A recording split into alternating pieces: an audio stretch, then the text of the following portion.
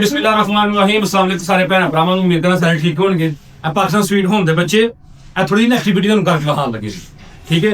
जैन भाई ने इन्हें स्पोर्ट टीचर ने तुहानूं दसदे ने और लाजमी वीडियो तुहां देखनी है। बच्चे ए बेसहारा बेघर बच्चों को किस तरह ट्रेन करते हैं। जैन भाई वीडियो तुसीं दसो थोड़ा लग मैं शुरू करना फिर वीडियो कर लेते हैं फिर दोबारा नहीं वो करना चाहिए वो समझाओ। हाँ वो समझा कि हम समझाता या गल करवाने का मकसद है कि मार्शल आर्ट्स खाली मारन का नाम नहीं, अपना सिफा करन दा, अपने आप को सेव करन दा और अपने आप को सिक्योर करन दा ठीक है। पूरी वजह से इंशाल्लाह तो वीडियो डेमो करके खाएंगे बच्चे, फिर उसके बाद ज़्यादा बात चलो जी डेमो डेमो अब वीडियो डेमो लगी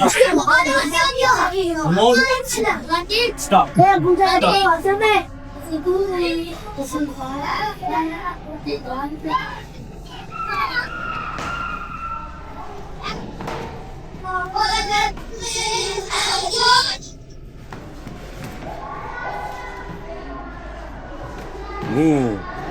very good.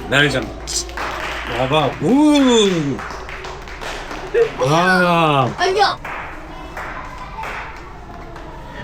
ਜਿਸ ਤਰ੍ਹਾਂ ਤੁਸੀਂ ਮੂਵੀਆਂ ਦੇ ਵਿੱਚ ਵੇਖਦੇ ਹੋ ਨਾ ਉਸ ਤਰ੍ਹਾਂ ਫਾਈਟ ਹੁੰਦੀ ਹੈ ਸੇਮ ਬੱਚੇ ਉਸ ਤਰ੍ਹਾਂ ਵਾਹ ਰੇ ਵਾਹ ਵੈਰੀ ਗੁੱਡ ਵੈਰੀ ਗੁੱਡ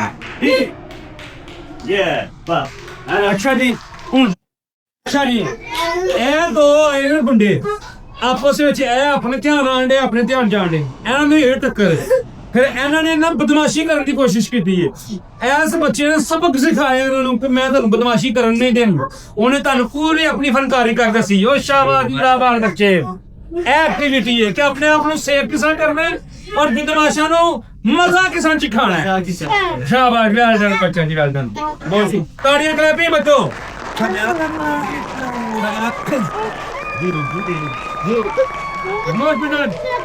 हाँ सिर्फ एक पैगाम है कि बच्चों को